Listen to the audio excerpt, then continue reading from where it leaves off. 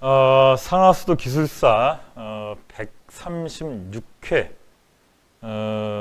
대비반 관련해서 수업 내용에 대해서 간단하게 설명을 드리도록 하겠습니다. 자, 상하수도 기술사 시험 처음 준비하시는 분도 계시고, 그리고 계속해서 이렇게 수업 들으시는 분도 계실 텐데, 가장 먼저 여러분들이 해야 될 내용이 모든 시험이 마찬가지겠습니다만, 어떤 내용이 출제되는지, 출제 범위를 파악하는 것이 가장 중요합니다. 그죠? 그래야 대비해서 어떤 내용 공부할지를 준비를 할 텐데, 자, 그래서 상하수도 기술사 문제 전체를 우리가 통틀어서 봤을 때 어떤 문제들이 출제가 되는가를 살펴보도록 하겠습니다. 자, 먼저 수질 관리에 대한 문제가 출제가 되고요. 수질 관리, 조금 해서 잘 안 보입니다만, 수질 관리, 즉 우리가 상수원을 어떻게 관리할 것이냐. 우리 상수원에서 물 취수해서 그 다음에 정수 처리해서 가정에 공급을 하게 되는데, 즉 우리가 상수도 사업의 목적이라고 하면 안전한 물을 안정적으로 공급을 하는 겁니다. 그 얘기는 바로 이 안전한 물이라는 얘기는 수질을 얘기하는 건데, 그 안전한 물을 공급하기 위해서 수질 관리 어떻게 할 것이냐에 대한 내용이 출제가 되고, 그 다음 안전한 물을 안정적으로 공급하기 위한 수원은 어떤 수원을 우리가 사용하는 것이 좋으냐. 수원의 종류별 수원의 갖춰야 될 기본적인 조건, 이런 것들이 이제 출제가 되겠죠. 자, 그래서 상수원에 대한 내용, 그 상수원에 대해서는 이제 수질 관리까지 포함해서 출제가 되는데, 수질 관리를 하기 위해서 우리가 수질 항목을 가지고 관리를 할 겁니다. 그죠? 수질 항목. 그 수질 항목에 대한 문제도 출제가 되는데, 바로 pH, 알칼리도, ORP, NOD, 수질 항목 수도 없이 많습니다만, 그 중에 이제 출제되는 시험으로 출제되는 항목들은 또 정해져 있습니다. 그 항목들에 대해서 출제가 된다. 자, 여기 이제 상수원에 대한 내용인데, 이와 같이 하천 또는 우리 상수원에 대한 내용, 수질 관리에 대한 내용이 출제가 됩니다. 자, 그리고 이 상수원으로부터 우리가 물을 취수해서 그 다음 정수장까지 물을 이송을 하게 되는데, 그 과정, 취수 시설과 이송하는 과정을 도수 시설이라고 얘기를 하죠. 취도수에 대한 내용이 출제가 된다. 자, 취수시설, 수원 종류별로 취수시설 종류가 다르겠죠. 그죠? 자, 그래서 수원별 취수시설에 대한 내용이 출제가 되는데, 자, 여기 수원이라고 하면은 우리가 지표수도 있겠지만 지하수도 있다라는 거죠. 자, 강변여과를 취수하는 방법, 그 다음에 하천에 설치하는 우리 집수매거, 복리수를 설치하는 복리수를 취수하는 집수매거에 대한 내용, 이런 것들도 전부 다 취수시설에 포함돼서 출제가 되는 내용들입니다. 자, 그 다음은 이제 도수에 대한 내용, 바로 상수도 이송에 대한 내용이 되고요. 자, 그 다음 정수장으로 우리가 물을 이제 공급을 하게 되면 정수장에서 물을 정수해서 가정으로 공급을 하게 될 텐데, 정수장에서 처리하는 과정에 대한 내용이 출제가 됩니다. 정수처리 공정, 어떤 공정들이 있느냐, 공정에 대해서 원리, 종류, 특징, 기본적인 원리에 대해서 묻는, 원리 종류에 대해서 묻는 유형의 문제가 하나가 있고, 자, 공정 크게 착수정부터 해서 착수정, 호나, 응집, 침전, 여과, 이와 같이 탁지를 제거하는 공정과, 그 다음 후단에 소독을 통해서 최종적으로 정수처리에 필요한 이 수질을 달성하는 소독 공정이 있겠죠. 그 외에도 활성탄, 막여과, 이와 같은 고도정수 처리 공정 등이 이제 들어가게 됩니다. 자, 이와 같은 각각의 공정들에 대해서 원리 종류, 그리고 설계 시 고려사항, 설계 기준, 즉 설계를 어떻게 할 것이냐, 설계 방법에 대해서 묻는 문제가 하나 출제가 되고, 그 다음 이 공정들을 설치를 다 했다. 설치를 다 했을 때는 운영을 하게 되는데, 운영 시 발생하는 문제점, 그 문제점의 원인은 뭐냐? 그 원인을 해결하기 위한 대책은 뭐냐?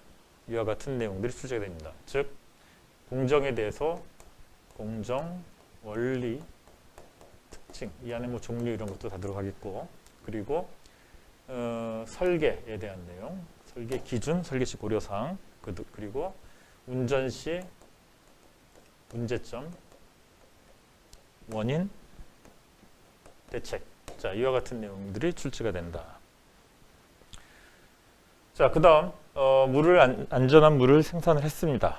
그럼 생산을 하면 그 다음에 배수지로 보내겠죠. 그죠? 배수지로 송수를 하게 되는데 바로 이 송수 시설에 대한 내용도 상수도 이송에 들어가는 내용이고요. 자, 그리고 배수지.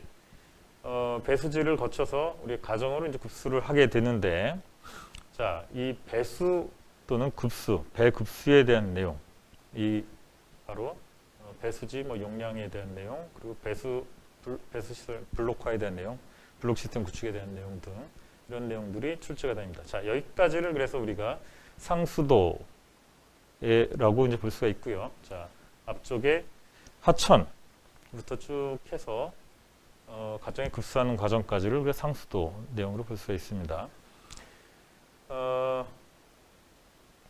이 이송 내용이 취도수, 송수, 배급수로 되는데, 이 취도수부터 배급수까지 공통적으로 들어가는 게 바로 펌프 시스템입니다. 펌프 시설. 자, 이 펌프 시설에 대한 내용도 출제가 됩니다.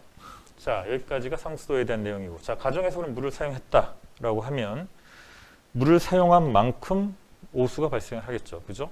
자, 이 오수에 대한 내용이 이제 출제가 되는데, 자, 우리가 하수도 사업의 목적을 보면 우리 생활 과정에서 발생하는 오수를 신속하게 배제를 하고 위생적으로 안전하게 처리를 해서 하천으로 되돌려 주는 거죠. 자, 그렇게 함으로써 안전한 물순환을 우리 확보하는 게 첫 번째 목적이 된다. 그게 바로 오수에 대한 내용이 되고요.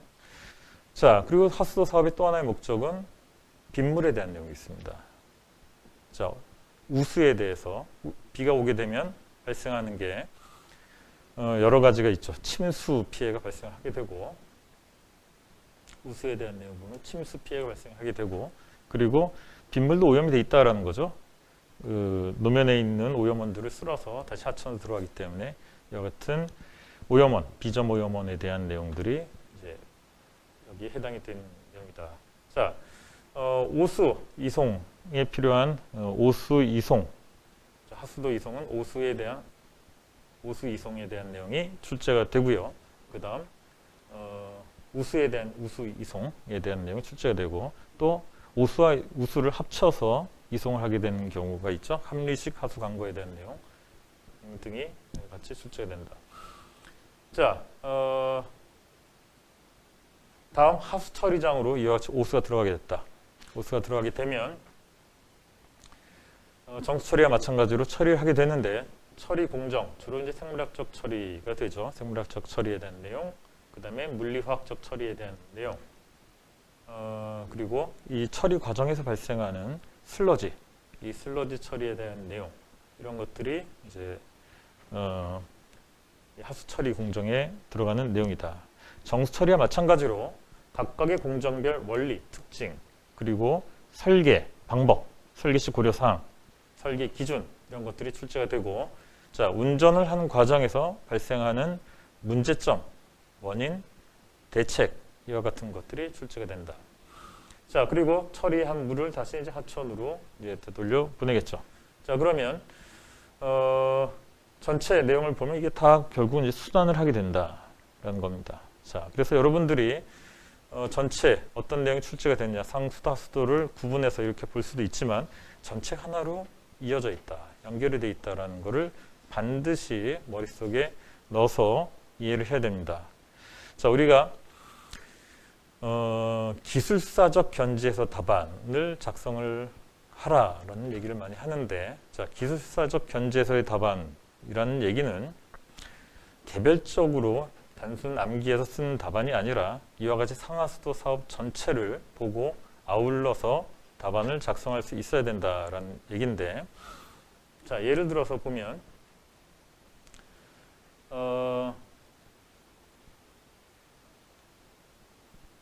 우리가 정수장에서 안전한 물을 생산하기 위해서는 결국은 상수원이 그만큼 수질이 좋아야겠죠, 그죠?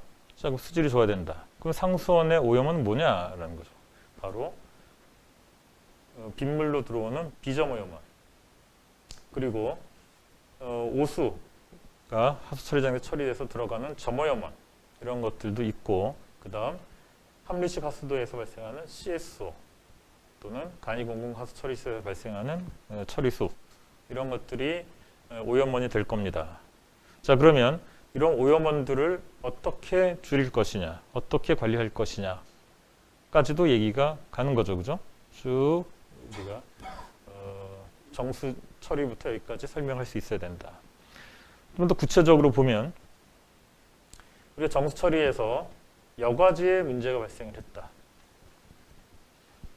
여과하는데 여과지 부하가 걸리고 있다. 탁도 부하 걸린다는 얘기겠죠, 그죠? 탁도 부하 원인을 봤더니 조류가 많이 발생하고 있더라. 조류가 많이 들어오고 있더라. 그러면 이에 대한 대책을 우리가 세울 때 여과지를 예를 들어서 다층 여과로 간다라든가, 또는 우리가 앞쪽에 침전지에서 좀 침전을 높인다라든가, 이렇게까지도 볼 수 있지만 더 넓게 볼 수도 있다. 즉 우리가 앞뒤를 넓게 봐야 되는데, 자, 자체적인 문제, 여과지의 자체적인 문제를 해결하는 그 자체적인 구조적인 문제를 해결하는 방법이 있겠고, 그 다음 그 앞 단계를 계속 볼 수가 있다는 거죠. 자, 앞쪽에 침전 효율을 높여준다, 또는 그 앞에 응집 효율을 높여준다, 호나 응집 효율을 높여준다, 또는 착수정에서 활성탄 주입을 늘린다, 뭐 이런 것도 대책이 될 수 있겠지만 더 앞으로 갈 수도 있다는 겁니다. 바로 수원에서 상수원 관리를 잘 해준다. 조류가 발생했을 때는 조류 경보조를 통해서 미리 예보를 하고, 또는 조류가 다량 발생했을 때는 펜스를 쳐준다라든가 취수구 변경을 해준다라든가, 또는 취수구로부터 우리가 활성탄을 주입해준다라든가, 이와 같은 방법을 쓸 수도 있고, 더 앞으로 가게 되면은 점오염원, 비점오염 관리까지 해준다. 여기까지 여러분들이 내용을 쓸 수 있어야 된다라는 거죠. 뒤로도 우리가 볼 수 있다는 겁니다. 뒤쪽으로도. 자, 그럼에도 불구하고 여과지에서 여과수의 효율이 여과수 수질이 좋지 않다. 그러면 고도정수 처리를 도입을 해서 수질 향상을 해준다. 여기까지 갈 수 있다. 자, 수질에 대한 얘기입니다. 수질에 대한 얘기고, 수량에 대해서도 똑같이 앞뒤를 다 볼 수가 있는데, 예를 들어서 우리가 가정에서 물을 사용하는데 1인당 물 사용량이 하루 1인당 물 사용량이 한 310리터다. 자, 그러면 그 310리터를 우리가 정수장에서 생산을 해서 계획 인구만큼 공급을 하면 되겠죠, 그죠? 그러면 그 계획 인구만큼 공급할 정수장을 설계를 하면 되는데, 이송 과정에서, 배수지에서 배구수하는 과정에서 누수가 된다. 누수가 발생한다. 즉 유수율이 100%가 되질 않는다. 그러면 유수율이 예를 들어서 80%다라고 하면 20%의 물이 새 나간다라는 거죠. 그 얘기는 정수장을 20%만큼 더 크게 설계를 해야 된다, 설치를 해야 된다라는 얘기죠. 그뿐만이 아니라 송수관도 마찬가지고 배구수관도 마찬가지가 될 겁니다. 취수시설도 마찬가지가 되겠죠. 취수시설, 계획 취수량을 산정할 때는 이와 같이 유수율, 그뿐만이 아니라 정수장에서 물을 생산하는 과정에서 발생하는 손실 수량이 있겠죠, 그죠? 그 손실 수량도 그만큼 이 용량을 잡아줘야 되고, 또한 우리가 가정에서 그냥 물을 사용하는 것도 있겠지만 비상용수 등이 있겠죠. 소방수량이라든가 이런 것도 같이 반영을 해줘야 된다. 그러면 취수시설 용량은 어떻게 가야 된다. 이런 것까지도 우리가 생각할 수 있을 겁니다.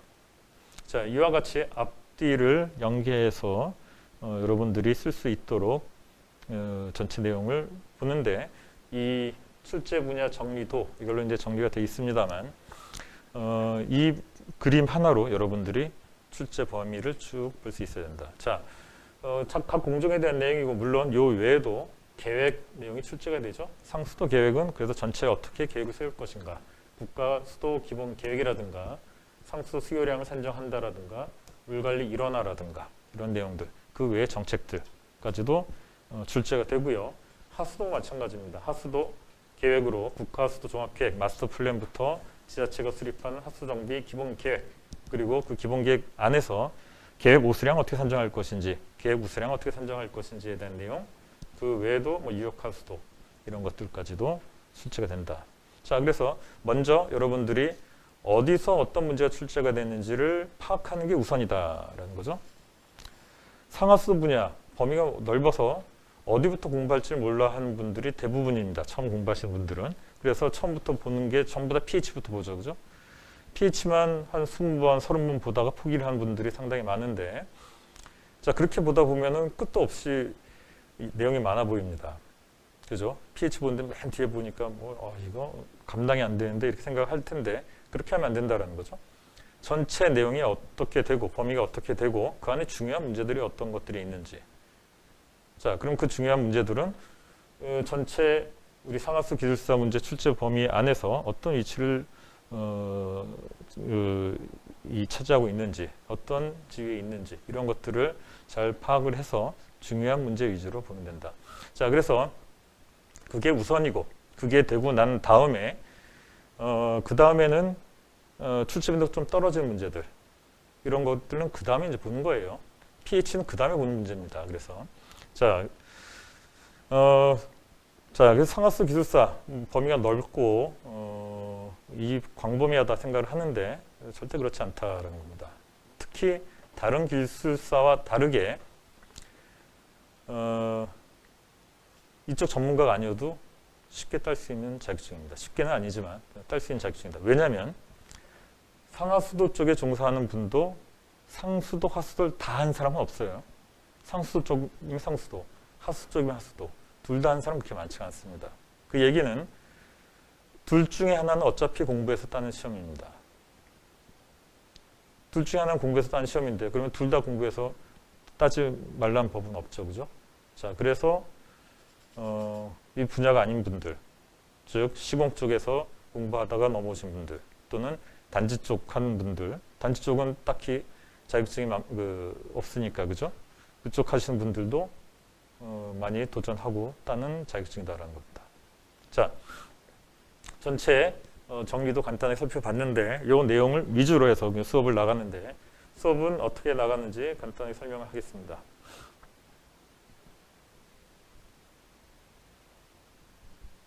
자,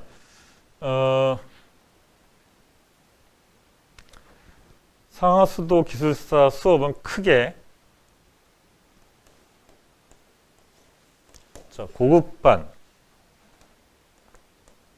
중급반, 그 다음에 기초반, 크게 이렇게 세 가지로 나눠서 볼 수가 있는데, 자, 기초반이라는 얘기는 이 상하수도 쪽에 종사하지 않는 분들, 앞서 설명드린 바와 같이 이 시공이나 단지 쪽 하시는 분들이 넘어오신 분들, 이런 분들은 용어가 어렵습니다. 기본적인 토목에서 사용하지 않는 용어들이 많기 때문에 상하수도는 용어를 어려워하시는 분들이 많은데 그런 분들을 위해서 용어 정의반, 정의반이 아니라 용어 정의에 대한 수업을 따로 만들어 놨습니다. 이제 온라인으로 만들어 놨는데, 자, 이 수업이 있고요. 자, 요거는 물론 중급반에서도 똑같이 정규 수업에서도 다루는 내용입니다만 그 정규반에서 다루는 수업을 따라오기 어려운 분들이 사전에 한번 수업을 듣고 들어오면 조금 더 쉽게 따라올 수 있겠죠. 자, 그래서 기초반을 두고 있고요. 그 다음 중급반, 이게 바로 정규반이 되는 거죠. 정규 수업인데 우리가 정규 과정이라고 얘기하는 요 과정입니다. 매주 실제 여기 오프라인으로 수업을 나가는 내용이고요. 요 수업은 다음 이제 136회 대비반이라고 하면 바로 135회 문제까지 반영한 그런 내용으로 이제 수업이 들어가게 됩니다. 그래서 전체 10주 과정으로 나가게 되고, 그 다음 고급반이 있는데 고급반은 정규반의 답안 클리닉 이라고 해서 수업 시간에 나가는 문제 또는 기출 문제를 가지고 매일 한 문제 또는 두 문제씩 풀어보는 과정이 있습니다. 제가 문제를 내드리고 여러분들이 답안 작성해서 올려놓으면 거기에 대해서 첨삭을 해드리는 그런 과정이 있는데 요 과정이 이제 중급반까지라고 이제 보면 되겠고요. 고급반이라고 하면 이 포커스 캠프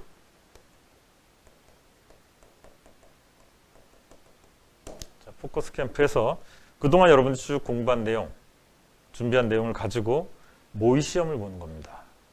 모의 시험을 보는데 모의 시험에서 어떤 그 예상 문제들을 여기서 뽑아가지고 보는 마지막에 좀 더 예상 문제를 여기서 추출해서 집중적으로 공부하는 그런 목적도 있겠지만 그보다 더 큰 목적은 시험장의 그 분위기를 직접 체험을 한다라는 거죠. 자, 그래서 100분이라는 시간 안에 여러분들이 최대한 어디까지 쓸 수 있는지를 한번 경험을 해보고 그리고 그 시간 관리는 어떻게 하는 것이 좋은지 그리고 문제의 답안을 작성하는 루틴이라든가 요령 이런 것들을 이제 다루는 내용이죠. 그래서 시험 바로 직전 그 단계가 바로 고급반이 됩니다. 자, 여기서 이 가장 이제 대표적인 정규반이죠. 정규반에 대해서 보면 2월 23일 시험 끝나고 그 다음 주가 되는 거죠. 그 다음 주에 정규 수업이 들어갑니다. 자, 전체 10주 과정으로 나가고요. 첫 주에는 이제 수원 및 수질 관리, 앞서 이제 하천, 전체 정리도에서 보면 하천에 대한 내용이 있었는데 거기서부터 순서대로 이렇게 쭉 나가고 마지막에 이제 슬러지 처리까지 끝나면 그다음에 이송, 그다음에 계획 이와 같이 마무리를 하게 됩니다. 그래서 전체 수업 및 수질 관리 그리고 정수 처리, 하수 처리 그리고 슬러지 처리, 이송 그다음에 계획 이렇게 해서 총 10주 과정을 해서 4월 27일에 끝나는 과정으로 나갑니다. 4월 27일에 수업이 끝나면 이 표는 그 자료실에도 올라가 있으니까 그 자세한 내용은 자료실에서 다운받아서 보시고요. 4월 27일에 끝나면 시험 전에 잠깐 시간이 있습니다. 또 연휴가 껴있죠. 5월달. 자, 그래서 그 기간에 아직 그 계획은 안 잡혀 있습니다만 고급반의 이 포커스 캠프를 그때 다시 한번 진행하는 걸로 이와 같은 계획도 지금 계획으로 진행을 할 예정이 있습니다. 자, 그래서 136회 정규 과정에 대한 일정 그리고 어떤 내용이 나갈 것인지에 대한 설명을 드렸고요. 자, 수업 내용은 이 강의 노트 가지고 이제 수업을 나가게 되는데 강의 노트는 뭐 이제 이 상하수 기술사 공부하시는 분은 대부분 다 갖고 계시는 그런 자료죠. 자, 그래서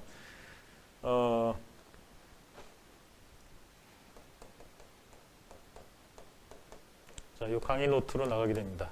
강의 노트는 매년 개정을 하기 때문에 136회 수업에는 개정된 강의 노트로 나가게 됩니다. 즉 24년도 시험 내용이 전부 다 반영이 된 내용으로 다시 개정이 됩니다.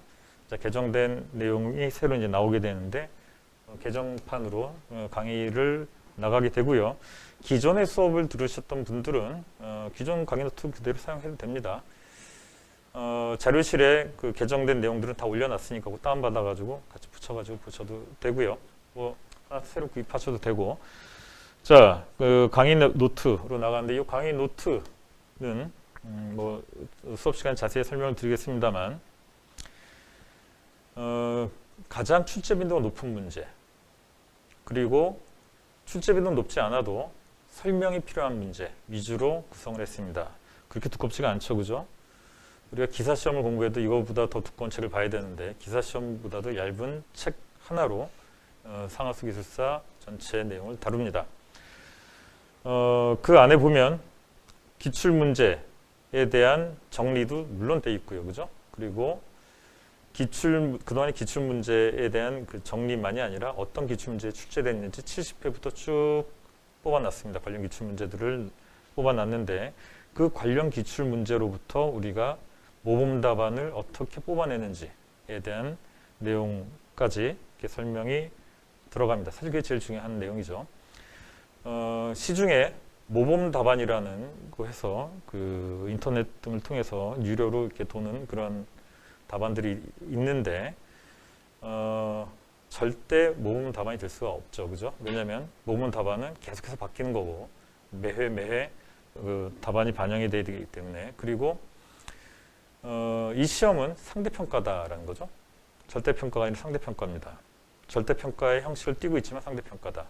매회 전부 다 답을 잘 쓰면 채점 기준은 올라가는 거고 다 못 쓰면 내려가는 거고 상위 10% 이내만 합격할 수 있는 시험이기 때문에 모범 답안이라는 것은 그 내용을 다 썼다 해서 모범 답안이 아니라 상위 10%에 드는 답안을 어떻게 작성할 것이냐 그게 모범 답안이 된다는 거죠.